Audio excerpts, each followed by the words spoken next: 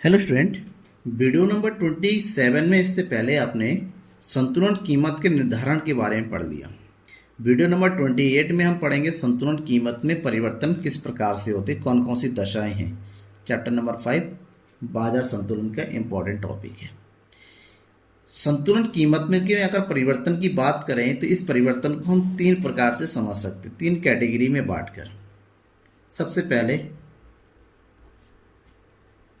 अगर केवल मांग में परिवर्तन हो तब संतुलन कीमत में किस प्रकार से परिवर्तन होता है। दूसरा, जब केवल पूर्ति में परिवर्तन हो। और तीसरा, जब मांग एवं पूर्ति में एक साथ परिवर्तन हो। ठीक है ना। इन तीनों स्थितियों में हम संतुलन कीमत में परिवर्तन को समझेंगे और पढ़ेंगे। ठीक है ना। उसके लिए आपको पूरी वीडियो को देखना होगा। सबसे पहले हम बात करेंगे मांग में परिवर्तन होने पर। मांग में परिवर्तन होने पर संतुलन कीमत। अगर केवल मांग में परिवर्तन होता है तो संतुलन कीमत किस प्रकार से बनता है, इस बात को हम चर्चा करेंगे। ठीक है ना। आज सबसे पहले आप देखिए, अगर हम संतुलन कीमत की बात करें नॉर्मली, ठीक है ना, संतुलन कीमत की अगर बात करते हैं तो ये है मात्रा और ये है हमारा कीमत। जो नॉर्मल जो पॉइंट बनता है वो ये वाला पॉइंट बनता है यहाँ पर, दिस इज ई। ठीक है ना। ये हमारा क्या है, ई है। ये है संतुलन कीमत और ये संतुलन मात्रा, दैट इज पी, और ये हो गया क्यू। ये है पूर्ति वक्र और ये है मांग वक्र। ठीक है। अब आपसे कहा क्या जा रहा है, अब कहा यह जा रहा है कि केवल मांग में परिवर्तन हो रहा है। अब जो मांग में परिवर्तन होता है वो दो प्रकार से होता है। एक होता है मांग में वृद्धि और दूसरा होता है मांग में कमी। दोनों स्थितियों को समझे। अगर मांग में वृद्धि होता है तो मांग वक्र क्या होता है, ऊपर की ओर चला जाता है। अगर मान लीजिए मांग में वृद्धि हो रहा है तो मांग वक्र कहाँ आ गया, ऊपर की ओर, यहाँ पर D1। अब देखिए मांग वक्र जब ऊपर आया तो ये हो गया संतुलन मात्रा।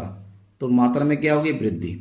क्योंकि पूर्ति में कोई परिवर्तन नहीं हुआ, तो क्योंकि केवल मांग में वृद्धि हो रही है तो मांग में वृद्धि होने से पूर्ति जब अपनी जगह, मान लीजिए किसी वस्तु की मांग और पूर्ति थी 9, अब मांग बढ़ के होगी 10, पूर्ति अभी 9 ही है, तो जाहिर सी बात है मांग ज़्यादा होने पर वस्तु की कीमत में वृद्धि हो जाती है।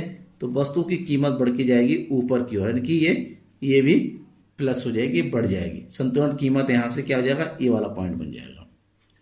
तो ये होगी मांग में वृद्धि के कारण। अगर दूसरा हम देखें, दूसरा पॉइंट हम अगर समझें कि अगर मान लीजिए मांग में कमी हो जाए तो मांग में कमी होने पर मांग वक्र बनेगा नीचे की ओर, यहाँ पर दिस पॉइंट, ये वाला पॉइंट। क्योंकि यहाँ पर जो है D2 यानी कि दूसरा वाला। अब मांग हमारा क्या हो जा रहा है, नीचे की ओर हो रहा है, माइनस में हो रहा है। इस कारण से वस्तु की मांग की मात्रा वो क्या हो रही है, कम हो रही है। आपको पता है पूर्ति की तुलना में मांग में कमी हो तो वस्तु की कीमत में भी क्या हो जाती है, कमी हो जाती है। ये वाला पॉइंट हो जाएगा कि ये हो जाएगा P2। ठीक है ना। तो ये सिचुएशन है मांग में परिवर्तन के होने पर। मांग में केवल वृद्धि होती है तो संतुलन कीमत बढ़ जाएगी, मांग में अगर कमी होती है संतुलन कीमत भी कम हो जाएगी।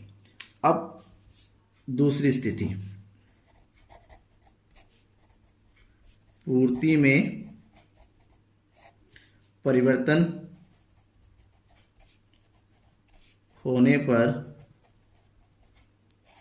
संतुलन कीमत।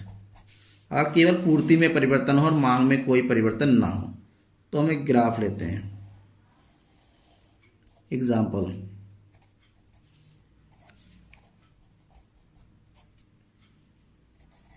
ठीक है, ये है आपका नॉर्मल टाइम, ये है इक्विलिब्रियम पॉइंट P Q, पूर्ति वक्र, और ये हो गया मांग वक्र। ठीक है। अब मैंने ये कहा कि पूर्ति में परिवर्तन हो रहा है और मांग में कोई परिवर्तन नहीं हो रहा है। पूर्ति में परिवर्तन दो प्रकार से होता है, एक पूर्ति में वृद्धि और एक होता है पूर्ति में कमी। सबसे पहले वृद्धि वाला सिचुएशन, अगर पूर्ति अपनी जगह पर ही है, मांग अपनी जगह पर है, पूर्ति में वृद्धि होती है। पूर्ति पर क्या होता है, आगे की ओर खिसक जाता है यहाँ पर। ये सिचुएशन हो जाए S1, यानी कि पूर्ति आगे की ओर जब खिसक जाएगा तो पूर्ति की मात्रा बढ़ेगी, Q हो जाएगा Q1। जब पूर्ति की मात्रा बढ़ रही है तो ऐसे में हमने देखा जो कीमत का निर्धारण और कीमत जो है घट के नीचे आ जाती है यहाँ पर माइनस, जबकि मात्रा में क्या हो रही है, वृद्धि। क्यों? क्योंकि हमें पता है कि अगर पूर्ति ज़्यादा होती है और मांग कम होती है, उस स्थिति में वस्तु की कीमतें क्या हो जाती हैं, घट जाती हैं। अब उसी की विपरीत अगर वस्तु की पूर्ति में कमी हो जाए, कमी वाला सिचुएशन है, अगर वस्तु की पूर्ति में कमी हो जाए तो पूर्ति वक्र जो है ऊपर की ओर खिसक जाता है इस तरीके से यहाँ पर, ठीक है ना। जब ये ऊपर की ओर खिसक जाएगा तो हमने ये देखा कि पूर्ति की मात्रा में तो कमी आ रही है यहाँ पर दिस, लेकिन वस्तु की कीमत में क्या हो रही है, वृद्धि हो जा रही है। क्यों? ऐसी स्थिति में जो पूर्ति क्या होती, कम होती है मांग की तुलना में, ऐसे में कीमत जहां थी उससे बढ़कर आगे की ओर चली जाएगी। ये है पूर्ति में परिवर्तन की होने की स्थिति। अब नेक्स्ट स्थिति हम समझते हैं जब पूर्ति में और मांग में दोनों में एक साथ परिवर्तन हो। पूर्ति एवं मांग में एक साथ परिवर्तन, अगर पूर्ति और मांग में एक साथ परिवर्तन होता है तो संतुलन कीमत में किस प्रकार से परिवर्तन होता है ये हम समझेंगे, ठीक है ना। लेकिन यहाँ पर ध्यान में ये रखना है आपको कि पूर्ति और मांग में एक साथ परिवर्तन होने की भी 3 दशाएं हैं, ठीक है ना। 3 दशाएं कौन कौन सी हैं? सबसे पहली दशा, मांग में अधिक परिवर्तन और पूर्ति में कम। दूसरी स्थिति होती है मांग और पूर्ति में समान परिवर्तन, और तीसरी स्थिति हो जाएगी मांग में कम तथा पूर्ति में अधिक परिवर्तन, लेकिन परिवर्तन जरूर हो रहा है। अब यहाँ पर जब मांग में अधिक और पूर्ति में कम, अब नॉर्मल टाइम की बात करते हैं। नॉर्मल ये वाला ग्राफ बनता है, ठीक है। क्यू पी ओ, ये हो गया संतुलन मात्रा, ठीक है ना। यहाँ पर हम दिखाएंगे मात्रा को और यहाँ पर दिखाते हैं हम कीमत को। अब बात ये हो गया आपका एस वक्र और ये हो गया डी वक्र, ठीक है ना। अब नॉर्मल टाइम की बात ये कहा जा रहा है कि मांग में अधिक परिवर्तन हो रहा है, पूर्ति में ये मांग में अधिक परिवर्तन हो रहा है, ठीक है ना। तो हम केवल यहाँ पर वृद्धि को लेके आओ, तो मांग में वृद्धि हो रही है यहाँ पर इतनी, ये वाला सिचुएशन होता है D1, ठीक है ना। मांग में वृद्धि हो रही है, लेकिन जो पूर्ति में जो वृद्धि हो रही है मांग की तुलना में कम, यानी कि यहाँ पर ये हो गया S1। तब ये नॉर्मली यही था हमारा नया संतुलन कहाँ बन रहा है, यहाँ पर बन रहा है। तो मात्रा में तो वृद्धि हो गई, लेकिन साथ ही साथ कीमत में भी क्या हो रही है, यहाँ पर वृद्धि हो रही है, ठीक है ना। यानी कि नए संतुलन में मांग में जब अधिक वृद्धि होती है पूर्ति की तुलना में, तब संतुलन कीमत कहाँ हो जाती है, ऊपर की ओर चढ़ जाती है, ठीक है ना। अब मांग और पूर्ति में अगर समान परिवर्तन होता है तब क्या होगा, तो ये हो गया नॉर्मल टाइम, नॉर्मल ग्राफ, ठीक है। पूर्ति वक्र, मांग वक्र और ये हो गया हमारा इक्विलिब्रियम पॉइंट। अगर हम कहें कि दोनों में समान परिवर्तन होता है, जितना ही मांग में वृद्धि हो रही है उतना ही पूर्ति में भी वृद्धि हो रही है, दोनों में समान। ऐसे में पहला इक्विलिब्रियम पॉइंट कहाँ पर हुआ, ये वाला। दूसरा इक्विलिब्रियम पॉइंट कहाँ हुआ, ये वाला। तो ऐसे में ये हो गया S1 S1, ये हो गया D1 D1। अब देखिए इसको आगे बढ़ाते हैं तो बिल्कुल समान में है।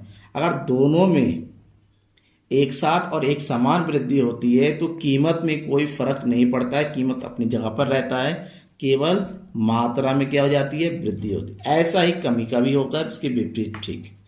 अब मांग में कम और पूर्ति में अगर अधिक परिवर्तन होता है तब क्या होगा,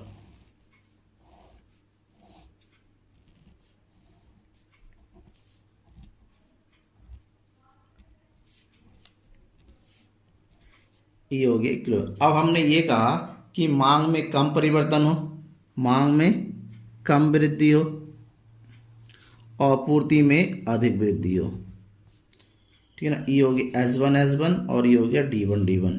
अब यहाँ पर देख रहे हैं मांग में जो परिवर्तन होता है ज़्यादा होता है, पूर्ति में परिवर्तन जो हो रहा है कम हो रहा है। अब यहाँ पर नॉर्मल टाइम का इक्विलिब्रियम पॉइंट कहाँ है, ये वाला है। अब नया पॉइंट कहाँ बन गया, ये वाला देखिए ये।